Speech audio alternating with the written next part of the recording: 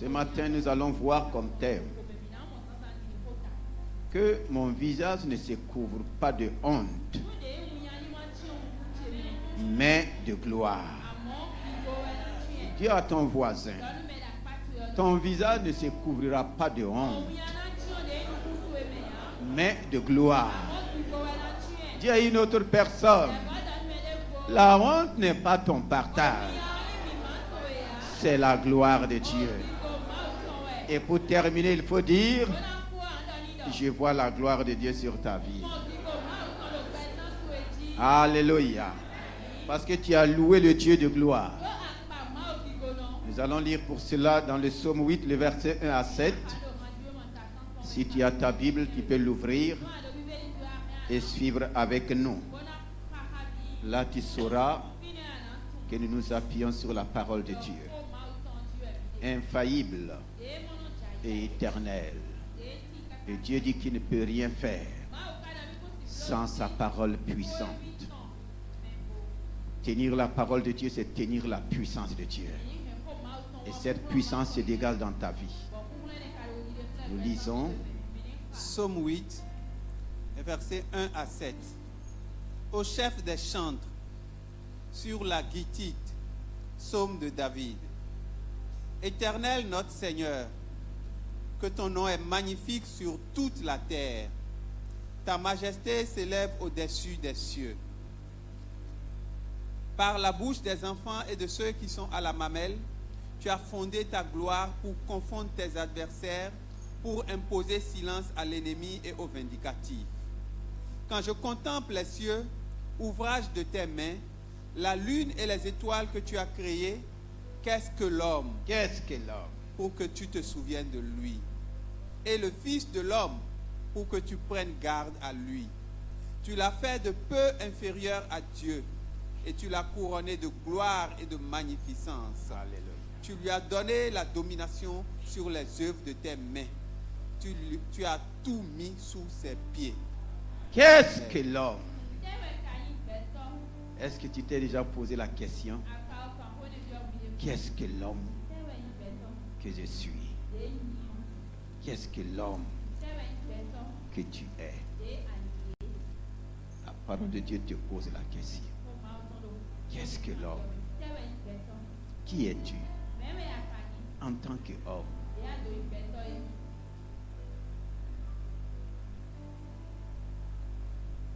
Qu'est-ce que l'homme pour que tu te souviennes de lui? Et le Fils de l'homme pour que tu prennes garde à lui. Tu l'as fait de peu inférieur à Dieu.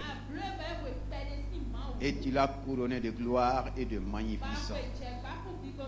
Tu lui as donné la domination sur les œuvres de tes mains. Tu as tout mis sous ses pieds. Voici la révélation de l'homme, de peu inférieur à Dieu. Et Dieu lui-même dit que nous sommes à son image et à sa ressemblance. Il dit qu'il t'a couronné de gloire et de magnificence. Est-ce que tu vois ce couronnement sur toi?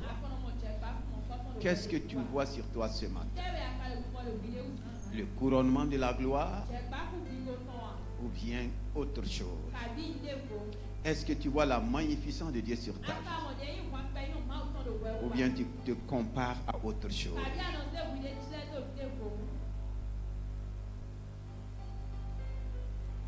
De peu inférieur à Dieu, mais avec le couronnement de la gloire et de la magnificence. Il dit, je t'ai donné aussi la domination. Ce que tu dois comprendre ce matin et continuer à donner gloire à Dieu.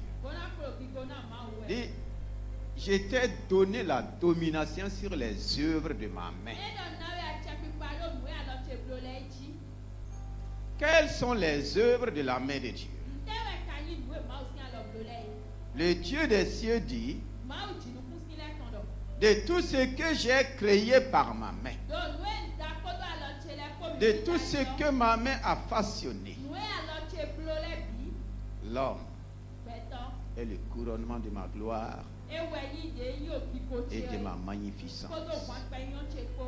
L'homme, je lui ai donné la domination. Je veux que ton esprit s'ouvre ce matin. Je veux que ton cœur s'ouvre ce matin pour accepter la parole de Dieu. Cette parole cherche un homme, une femme, toi et moi qui acceptons la recevoir. Je lui ai donné la domination.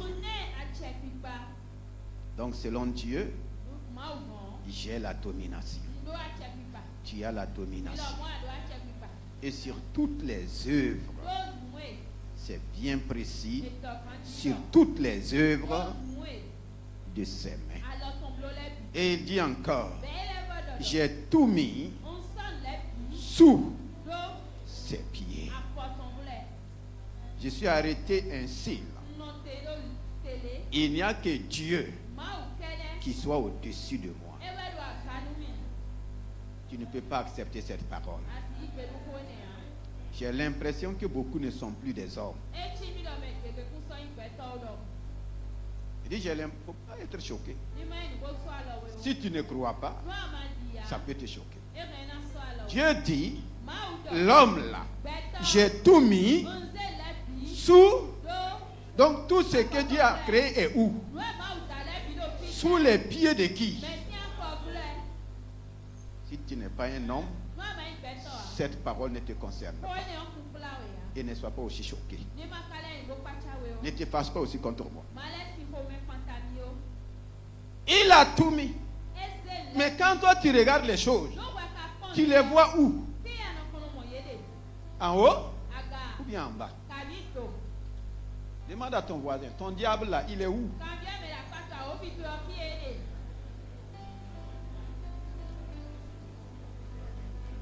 Tu le vois où?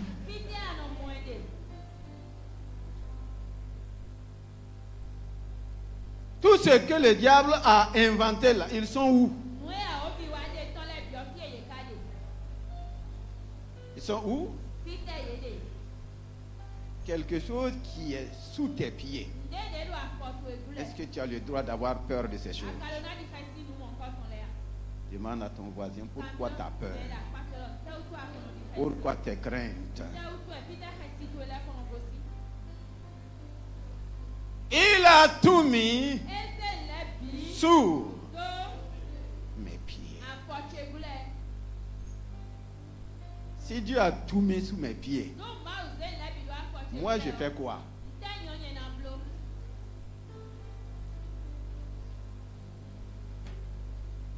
À moins que tu sois une statue. C'est la statue qui a 2 pieds et qui n'est. Mais toi, tes pieds là ne sont pas statiques.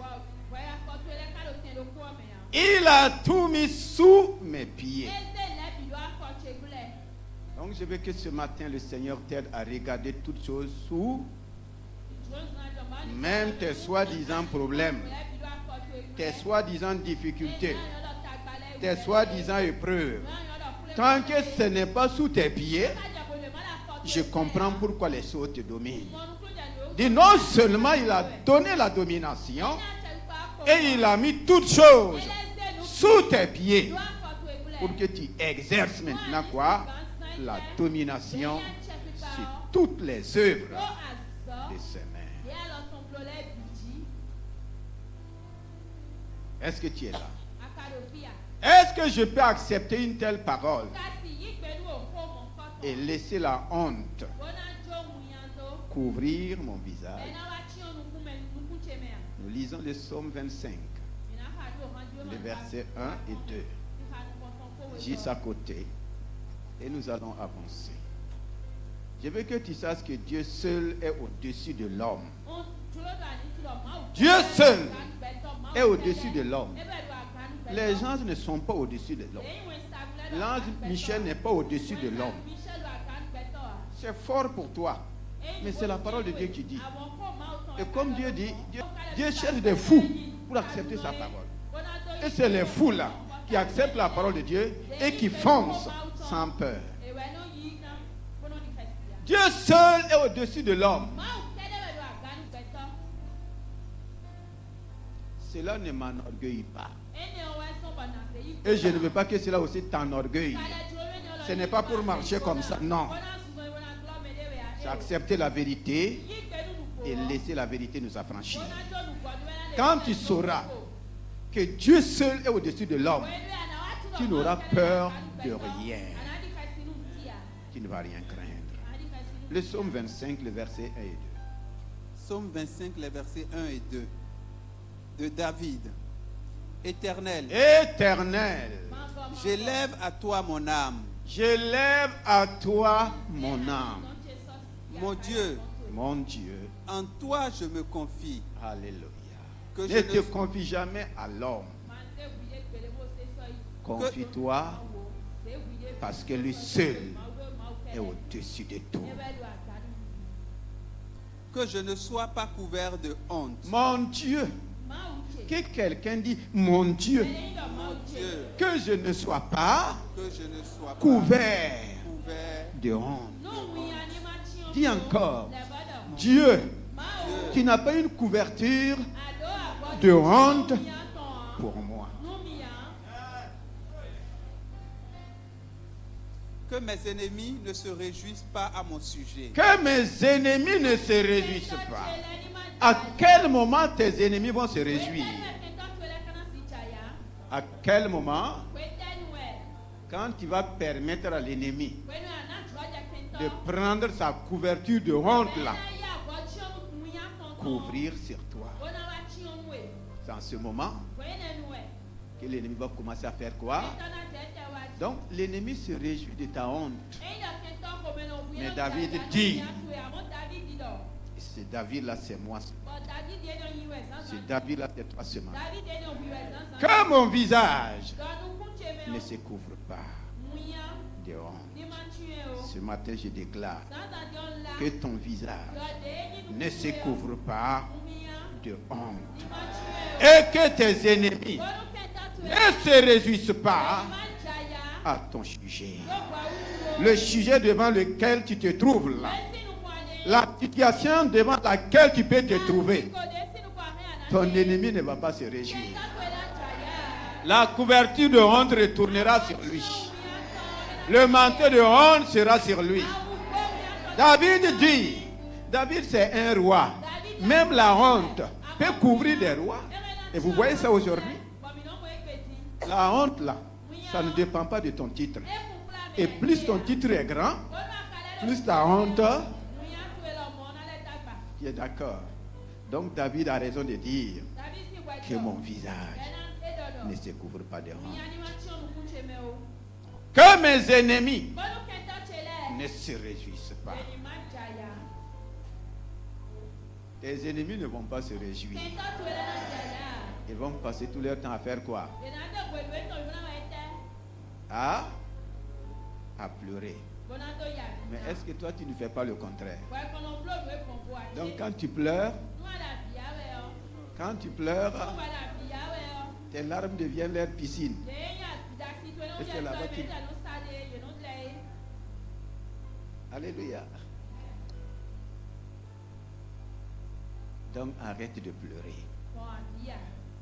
Que mes ennemis, ce ne sont pas des paroles fortuites. Ce ne sont pas des paroles amusantes. Chacun traverse ce que David a traversé. Et David dit, mes ennemis ne vont pas se réjouir.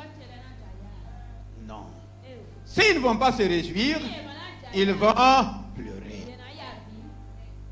Maintenant, qui doit se réjouir? Qui doit se réjouir? Je veux me réjouir. Dieu de mon salut. En Jésus, mon roi. Amen. C'est pourquoi pendant les temps de réjouissance, ne te réserve pas. Quand tes ennemis te voient en train de sauter, chanter, qu'est-ce qu'ils vont faire? On a dit à une dame, malgré tout ce qu'on te fait là. Alléluia. Malgré tout ce qu'on te fait là. Non seulement tu demeures ténance et tu continues de chanter. Donc, quand l'ennemi arrive à parler comme ça, ça veut dire qu'il est en train de pleurer. Que mes ennemis ne se réjouissent pas à mon chef. Pour que tes ennemis ne se réjouissent pas. Pour que ton visage ne se couvre pas de honte. Qu'est-ce que le Seigneur m'appelle à faire? Qu'est-ce que le Seigneur t'appelle à faire? Il y a des choses que le Seigneur nous demande de faire et si nous faisons cela, nous voyons toujours sa gloire. Dans Marc 8, le verset 35, verset 35 à 38, et nous avançons par la grâce de Dieu. Marc 8, verset 35 à 38. Car celui qui voudra sauver sa vie la perdra. Mais celui qui perdra sa vie à cause de moi et de la bonne nouvelle la sauvera. Et que sert-il à un homme de gagner tout le monde s'il perd son âme? Que donnerait un homme en échange de son âme? Car quiconque aura honte de moi et de mes paroles au milieu de cette génération adultère et pécheresse, le Fils de l'homme aura aussi honte de lui quand il viendra dans la gloire de son Père avec les saints anges. Quiconque aura honte de moi et de mes paroles au milieu de cette génération adultère. Quiconque aura honte de moi et de mes paroles au milieu de cette génération adultère et pécheresse, le Fils de l'homme aura aussi honte de lui. Alléluia. Quiconque aura honte de mes paroles, quiconque aura honte de moi. À quel moment la honte peut couvrir ton visage et mon visage? C'est quand j'ai honte de Christ et de sa parole. Quiconque aura honte. Est-ce qu'il y a la honte dans ton cœur?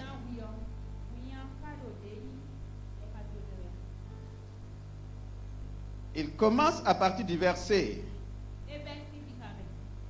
35 en disant: car celui qui voudra sauver sa vie la perdra. Mais celui qui perdra sa vie à cause de moi et la bonne nouvelle la sauvera. Et que sert-il à un homme de gagner le monde s'il perdait son âme? Aujourd'hui, nous cherchons à gagner la vie au détriment de notre âme.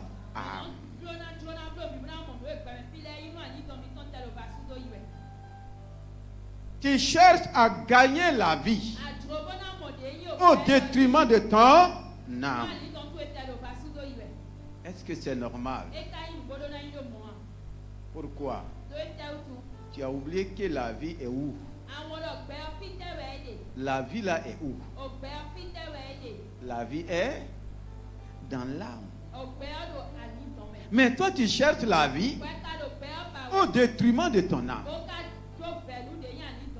C'est pourquoi le Seigneur te dit: que sert-il à un homme? Que me sert-il? Que te sert-il de gagner la vie que tu dis que tu cherches là?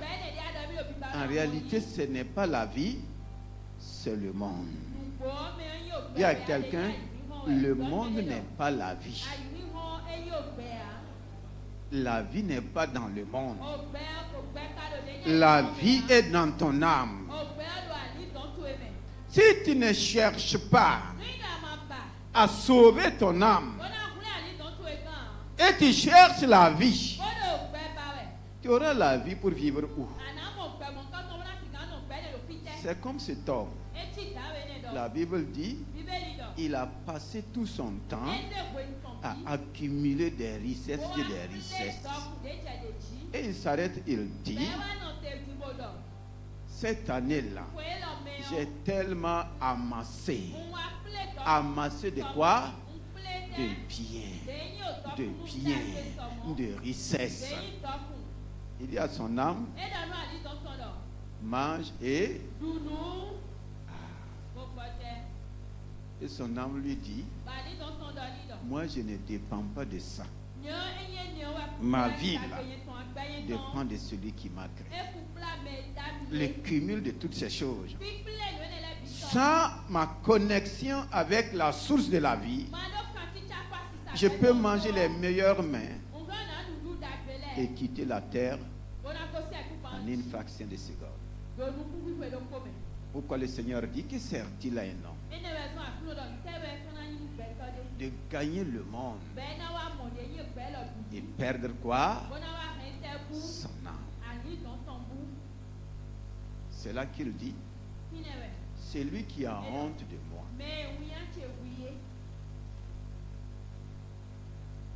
Et de mes paroles, moi aussi, j'aurai honte de lui. J'aurai honte. Et je ne veux pas que le Seigneur ait honte de moi. Je ne veux pas qu'il ait honte de toi. La seule honte que tu puisses avoir en tant qu'enfant de Dieu, c'est d'avoir honte de Jésus. Avoir honte de Jésus, c'est quoi? Dans ta vie, comment tu présentes Jésus aux autres? Aujourd'hui, chacun veut présenter son habillement. Chacun veut qu'on voit comment il est bien habillé. Si tu es habillé en haillon, peut-être que tu vas préférer, tu es caché. Et même quand les caméras viennent vers toi, tu fais comment? Pourquoi? Tu as honte de présenter ce que tu es. Demande à ton voisin, à ta voisine, n'as-tu pas honte de présenter Jésus? Et si tu as honte, cela montre que Jésus n'a pas de valeur pour toi. C'est ce qu'il veut dire. Notre honte aujourd'hui, c'est le simple fait que nous avons honte de parler de Jésus. Nous avons honte de témoigner de lui. Dans ton service, tu es là-bas depuis combien d'années? Est-ce que tu es fier de parler de Jésus? Ah, ici, ce n'est pas l'église. Oui. Mais il y a des heures de pause. Pendant les heures de pause, là, les gens se disent tout, non? Les gens font tout, non? Les autres, ils s'exhibent de tout ce qu'ils sont et de tout ce qu'ils croient. C'est toi qui as honte de ton Jésus. Et non pas honte de leur diable pour le présenter partout. Comme cet homme de Dieu. Vous le connaissez très bien, Dag. Quand il était jeune chrétien, à l'université, ils étaient les plus timides. Les chrétiens étaient quoi? Les plus timides. Au même moment, ils voient les autres étudiantes, sans se gêner, sans se déranger, s'embrasser publiquement, faire des choses ignobles publiquement, faire des choses terribles publiquement. Et un jour, il a été choqué. Pourquoi ces gens-là n'ont pas peur de manifester ce que le diable a mis en eux? Et nous avons peur de manifester ce que Jésus a mis en eux. Quelque chose ne va pas. Eux n'ont pas peur. Ils se caressent publiquement. Ils s'exposent publiquement. Et ils n'ont pas honte de te dire des choses qui ne sont pas agréables. Ils n'ont pas peur de te présenter leurs produits. Ils n'ont pas honte. Ils n'ont même pas honte de te faire la cour publiquement. Même s'ils savent que tu es marié. Ils n'ont pas peur de vendre le péché. Ils n'ont pas peur de vendre le mal. Toi, tu as Jésus, tu dis qu'il est bien. Pourquoi tu as honte de lui? Pourquoi tu ne le présentes pas? Pourquoi tu ne parles pas de lui? Ton Jésus là, c'est seulement à l'église? Ton Jésus là, c'est dans ta maison? Si Jésus était resté entre les murs de Marie et de Joseph, il y aura salut?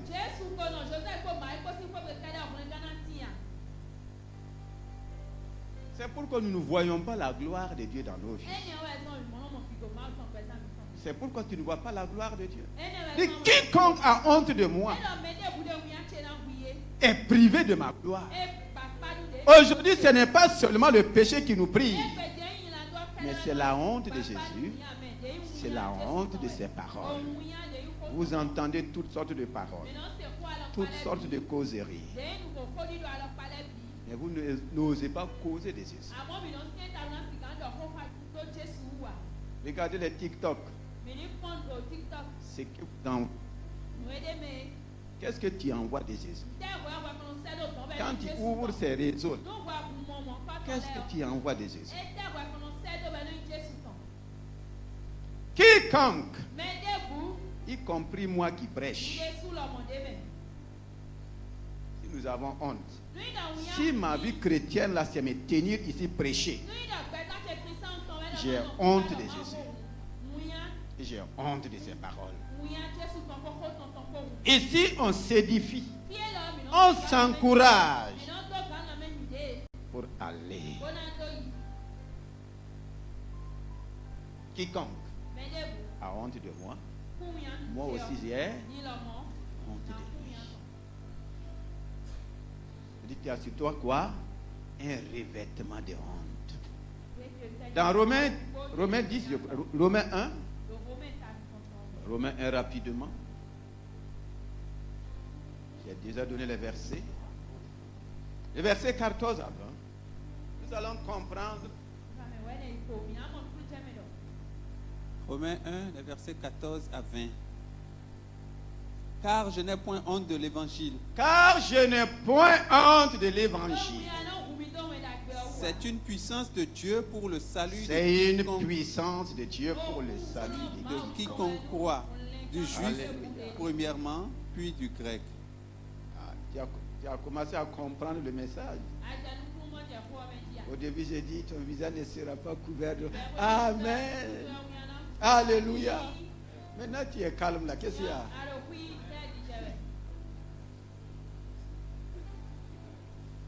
Pourquoi vous aimez seulement quand on dit les bonnes choses sur vous? Vous ne voulez pas marcher dans les bonnes choses. Les prédications qui marchent là, c'est quand on vient, on ne parle que de bien de vous, de bien de vous, de bien. Pourtant, on est rempli de choses qui ne vont pas avec même le bien qu'on dit sur nous. C'est bien d'être couvert de gloire. Mais voici ce que le Seigneur dit. Paul dit, je n'ai pas honte de l'évangile. Ça veut dire quoi?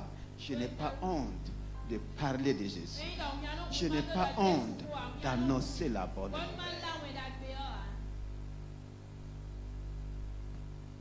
Alléluia. Je n'ai pas honte, on continue. Car je n'ai point honte de l'évangile. Car je n'ai point honte de l'évangile. C'est une puissance de Dieu. C'est une puissance de Dieu. Pour le salut de quiconque croit. Pour le salut de quiconque croit. Du Si nous croyons comme Paul, que la bonne nouvelle, c'est une puissance de Dieu pour le salut de quiconque croit. Qu'est-ce que tu fais avec? Tu as une puissance pour le salut de quiconque. Et toi, tu gardes cette puissance-là. Et tu veux la gloire de Dieu? Tu veux la gloire de Dieu? Il faut que le Seigneur nous aide à nous réveiller. Parce que jusqu'à présent, beaucoup ne comprennent pas pourquoi ils sont sauvés, pourquoi ils viennent à l'église. Comme cet homme qui a dit, il avait un programme avec son ami. Son ami l'appelle. Ah, il est l'heure, je ne te vois pas. Il dit non, je vais à l'église. Il dit ah, mais tu es musulman, non? Il dit, mais j'ai décidé d'aller à l'église. Parce que son galère là est trop. Et quand Dieu le verra à 13h à la mosquée et 20h à l'église, Dieu va le prendre au sérieux.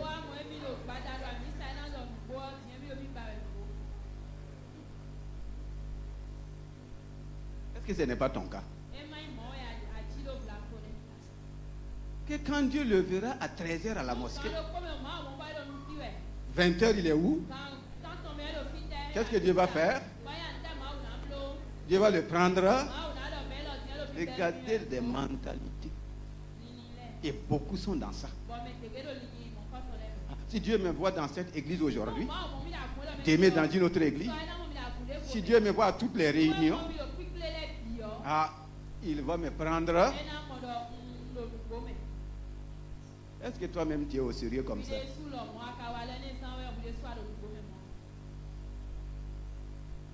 Est-ce que tu es au sérieux avec Dieu? Ce n'est pas aller dans toutes les religions que Dieu te prend au sérieux. Dieu n'a affaire à aucune religion. Dieu a affaire à sa parole. Alléluia. Dieu n'a pas dit qu'il a tant aimé les hommes qu'il a donné 1000 millions, 1000 religions pour les sauver. Il n'a même pas donné une seule religion. Il a donné son fils.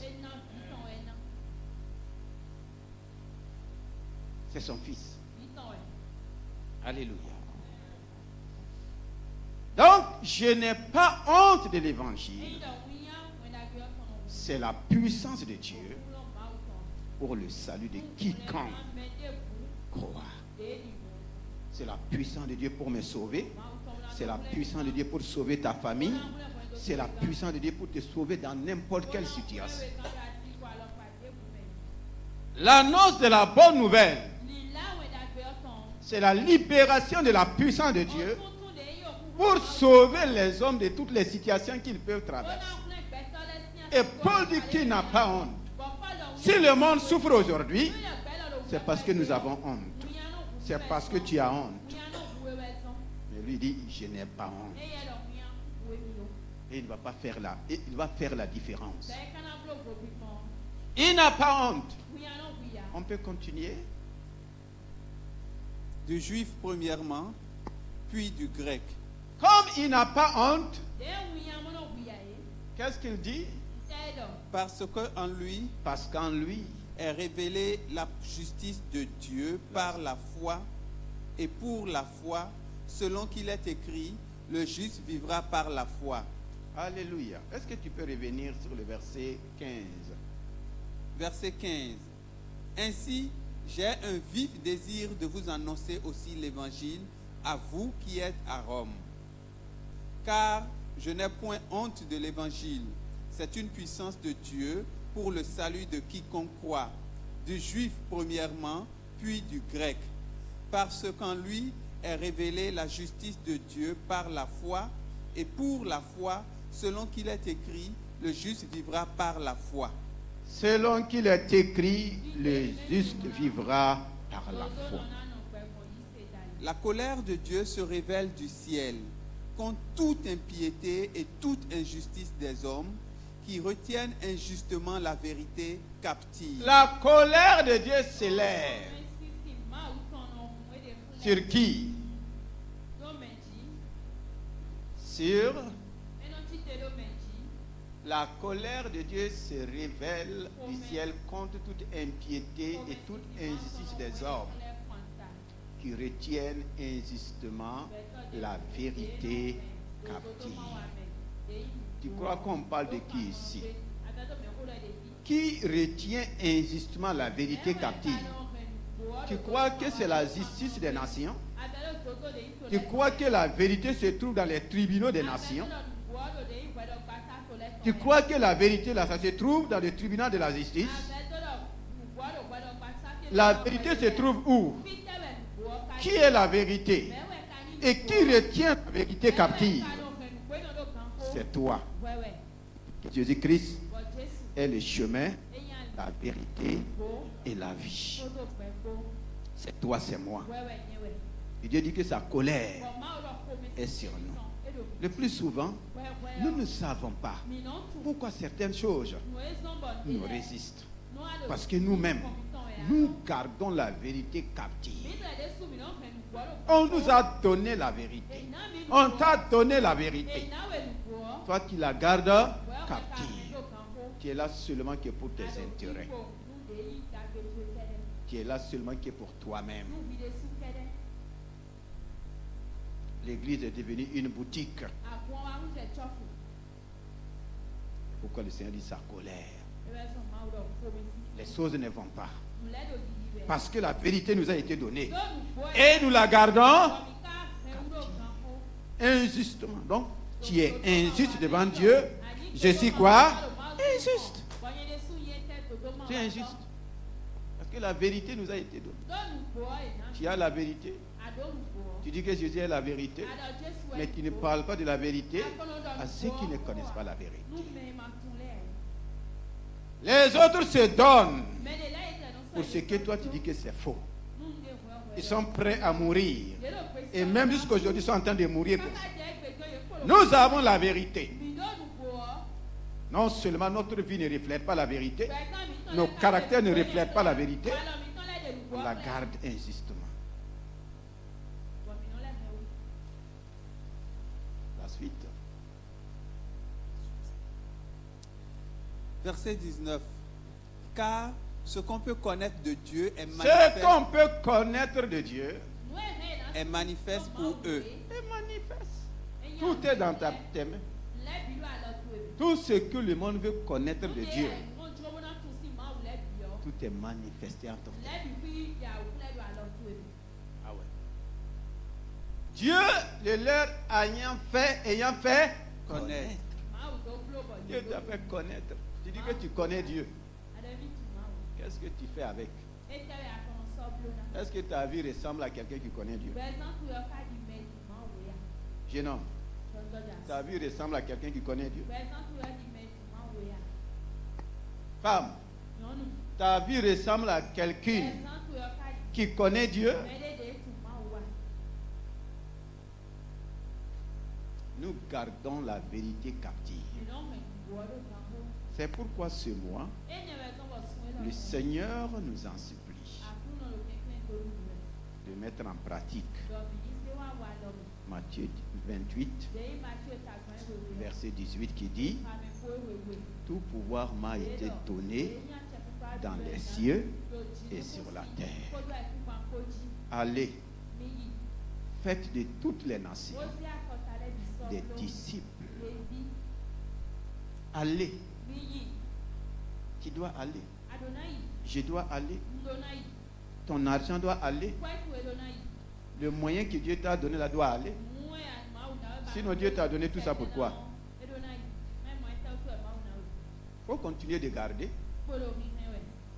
Oui, continue de garder. Continue de dire je n'ai pas le temps. Continue de vivre seulement pour toi-même. Celui qui cherche à préserver sa ville. Et aujourd'hui, chacun cherche à préserver ses biens. Son art. Attention, attention. Et les âmes ne font que mourir. Quand vous suivez les réseaux, les informations, vous savez, le diable se moque de nous. Chaque jour, lui donne le nombre de morts, le nombre de personnes qu'il a tuées, le nombre de personnes qu'il est en train d'envoyer en enfer. Chaque jour, toi, tu donnes quel nombre de sauver à Dieu? quel nombre de sauvés? Quand tu regardes, des morts par centaines, par milliers, ça ne te dit rien.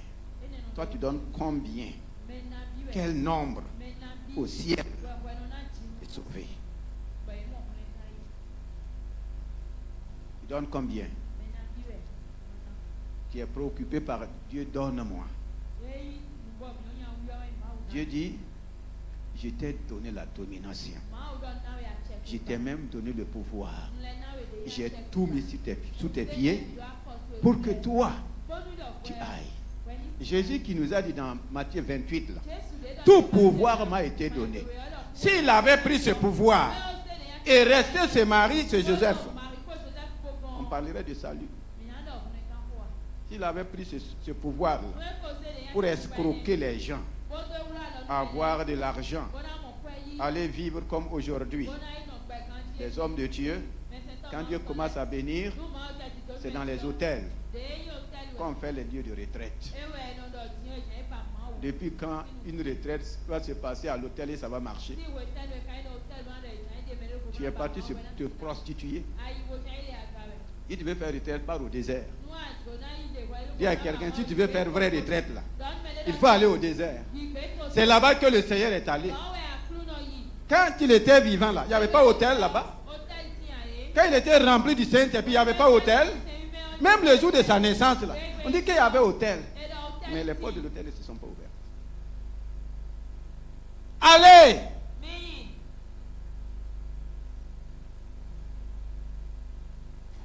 Demande à ton voisin, est-ce que tu veux aller?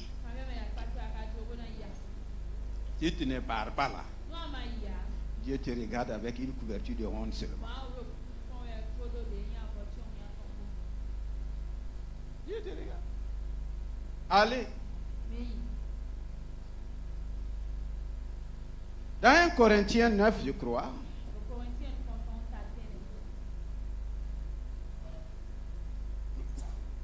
Le verset 14 à 18. 1 Corinthiens 9, les versets 14 à 18. De même aussi, le Seigneur a ordonné à ceux qui annoncent l'évangile de vivre de l'évangile. Alléluia. Amen. Le Seigneur a donné un ordre. Toi qui as peur d'aller annoncer l'évangile, tu ne sais pas que ta vie en dépend. Est-ce que tu sais ça? C'est un ordre divin, un décret divin, que ceux qui annoncent l'évangile vivent de l'évangile. Les grands hommes de Dieu qui ont vécu longtemps sur la terre, ce n'est pas les grands prophètes, c'est les grands évangélistes. Il faut faire des enquêtes. Dieu n'est pas prêt à perdre un grand évangéliste. Dieu n'est pas prêt. Demande à quelqu'un, tu veux vivre longtemps?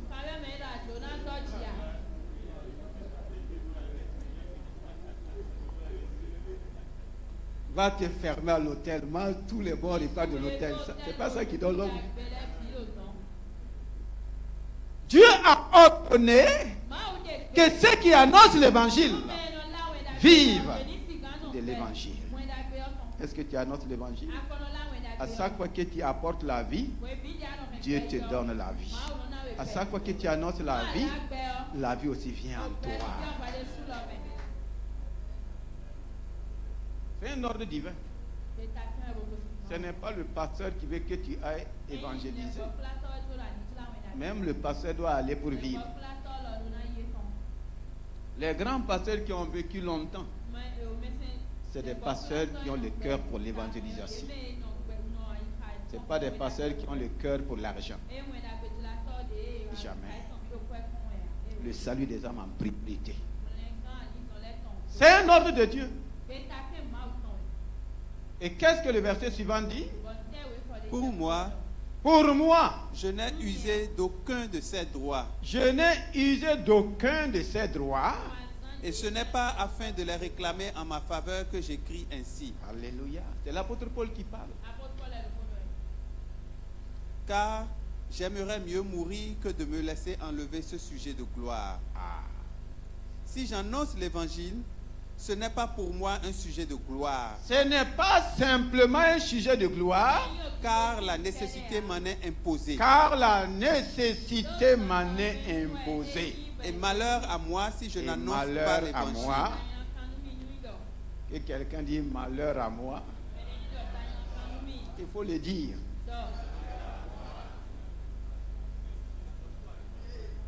Termine. Si je le fais de bon cœur, j'en ai la récompense. Malheur à moi si je n'annonce pas. Je te demande, tes malheurs là viennent d'où? Demande à ton voisin, à ta voisine, tes malheurs là, ça vient d'où? D'où viennent nos malheurs?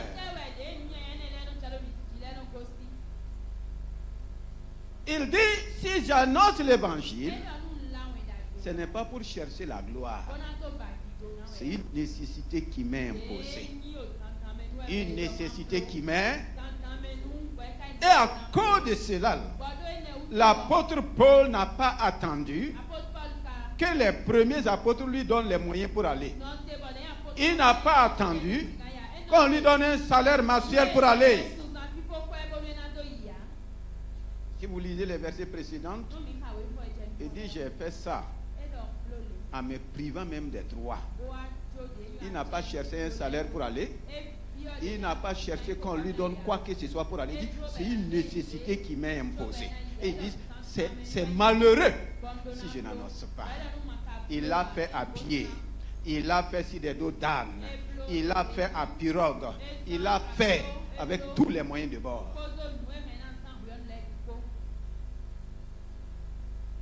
En leur temps, ils avaient un salaire mensuel. Ils l'attendaient de qui? Mais ils ont payé un grand prix pour que la bonne nouvelle arrive à tous les continents. Et toi, ton village, la bonne nouvelle même n'est pas arrivée. Est-ce que c'est une nécessité pour toi? Quand j'ai connu le Seigneur, ma première priorité, c'était le salut de ma famille. Ma maman était déjà responsable dans la plus grande église catholique. Enracinée. Et quand elle a pris ma conversion, c'est comme si on l'a annoncé mon décès. Elle a dit c'est pas possible. Non mais je vous parle. Et je savais ce qui m'attendait. Mon propre père était le chef du village et le chef de toutes les fétiches du village. Gare à toi, on accepte toutes les religions, sauf l'église évangélique. Et moi-même, j'ai combattu l'église évangélique, sans comprendre pourquoi. Parce qu'on avait des fétiches puissants. C'est pourquoi l'apôtre Paul dit, la puissance des ténèbres. On était fiers de nos fétiches. On pouvait accepter que tu sois musulman. On pouvait accepter que tu sois catholique. Tout autre, sauf l'église évangélique. Et un jour, notre Père nous dit, parce que là où l'église évangélique s'établit, ça gâte la puissance des fétiches.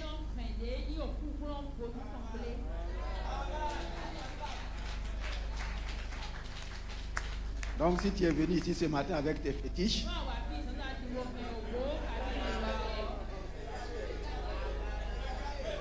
si tu es venu ce matin avec ta sorcellerie,